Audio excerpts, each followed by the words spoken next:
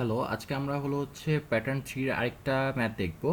এটাও প্রায় সিমিলারই ম্যাথ। এখানেও আমাকে বলছে যে এই বিস্তৃতিতে চতুর্থ পদ এবং পঞ্চম পদের সহগ সমান হলে কে এর মান নির্ণয় করো। আগের ম্যাথটাতে আমরা দেখছিলাম যে বিস্তৃতিটা করে তারপরে আমাকে এক্স কিউবের সহগ সমান বলছিল, আর এই ক্ষেত্রে আমাকে পদের মান বলেছে যে চতুর্থ পদ আর পঞ্চম পদের সহগ সমান হবে। তো আমরা এই ক্ষেত্রে আর বিস্তৃতি করে দেখো এই পাওয়ার 8, তার মানে আমাকে কত পর্যন্ত বিস্তৃতি করতে হবে? আমরা জানি যে যত পাওয়ার থাকে তার থেকে পদ হয় একটা বেশি। তাহলে কি আমরা একদম 9 পর্যন্ত বিস্তৃতি করতে থাকবো? না, আমরা এই জিনিসটা আর ফলো করতে যাব না। তখন আমরা ফর্মুলায় চলে আসব যে কোনো কিছুর পদ ধরো বললো যে আমাকে 8তম পদের মান বের করতে হবে। ধরো আমাকে আর বা কোনো একটা পদের মান বের করতে হবে, সেই পদের মান হবে আর প্লাস ওয়ানতম পদ। আমাদের ফর্মুলা আর প্লাস ওয়ানতম পদ is equals to n C r a to the power n minus r b to the power r. তার মানে আমাকে যদি বলে পঞ্চম পদ, ঠিক আছে, আমি ধরলাম পঞ্চম না, ধরো অষ্টম পদ, আমাকে বললো অষ্টম পদের মান বের করো। তাহলে অষ্টম পদ লিখবো কিভাবে? এন সি 7 লিখতে হবে। কিন্তু কেন? কারণ আমার আর এর ভ্যালু কত হবে? এই যে 8কে আমরা কিভাবে ভেঙে লিখতে পারি 7 প্লাস 1 আকারে। তো আমার আর এর ভ্যালু কত হবে? আর এর ভ্যালু হবে 7। তো আমার এখানে আমার 7 যাবে, তারপর a to the power n minus 7 b to the power 7। তো আমরা এখানে দেখতে পাচ্ছি যে আর এর ভ্যালু 7 বসাতে হবে, এন এর মান যত হয় হবে, বাট এটা আমাদের নর্মালি করতে হবে। ওকে, তারপরে এখন আমরা ম্যাথে চলে যাই। তো ম্যাথে দেখতে পাচ্ছি যে আমাকে বিস্তৃত দেওয়া আছে 2x square plus k by x whole to the power 8। তো এখানে আমাকে বলছে চতুর্থ পদ আর পঞ্চম পদের সহগ সমান। তো আমাকে চতুর্থ পদের মান বের করতে হবে। তো যদি আমি লিখতে চাই চতুর্থ পদ, সেটাকে আমরা কিভাবে লিখতে পারি? যে 3 প্লাস ওয়ানতম পদ।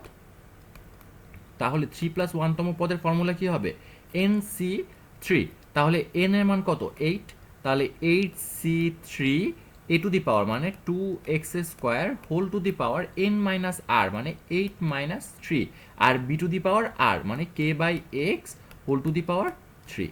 ওকে, তাহলে এইখানে আমরা পাচ্ছি যে 56 8c3 ভ্যালু, তারপরে 2x স্কোয়ারকে আমরা ভেঙে পাচ্ছি 32, এখানে পাচ্ছি 5কে স্কোয়ার করলে হবে 10, আর k cube divided by x cube. Okay, তাহলে এটা আমরা একবারে ক্যালকুলেট করে পাচ্ছি 1792 k q r x to the power 7। Okay, এটা গেল আমার চতুর্থ পদ। এবার আমি আসি পঞ্চম পদে।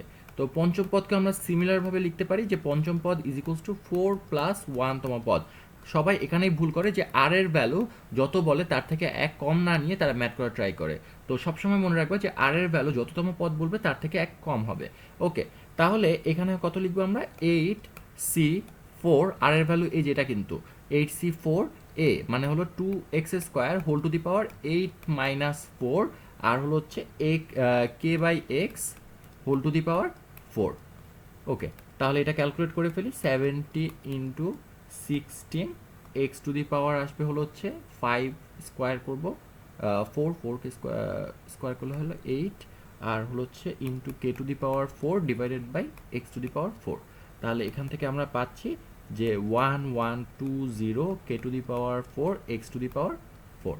ওকে, তাহলে এখন আমাকে কোশ্চেনে বলছে যে পঞ্চম পদ আর চতুর্থ পদের সহগের মান সমান। তাহলে লিখি প্রশ্ন মতে চতুর্থ পদ। চতুর্থ পদের সহগ কত? দেখো, সহগ কাকে বলতেছিলাম? যে চলক বাদে যা থাকবে তাই সহগ।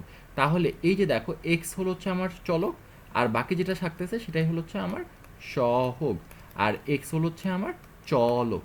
তাহলে এই যে যেটা আছে সেটাকে আমরা পাশাপাশি লিখতে পারি যে 1792 k cube is equals to 1120 k to the power 4।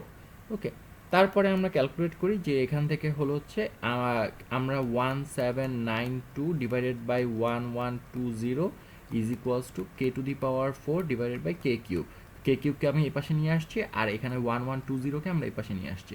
তাহলে এখান থেকে আমরা পাচ্ছি, আমরা জানি যে এখানে পাওয়ার বিয়োগ হয়, তো বিয়োগ করলে আমরা পাবো কে ইজ ইকুয়ালস টু পাচ্ছি আমরা 8/5।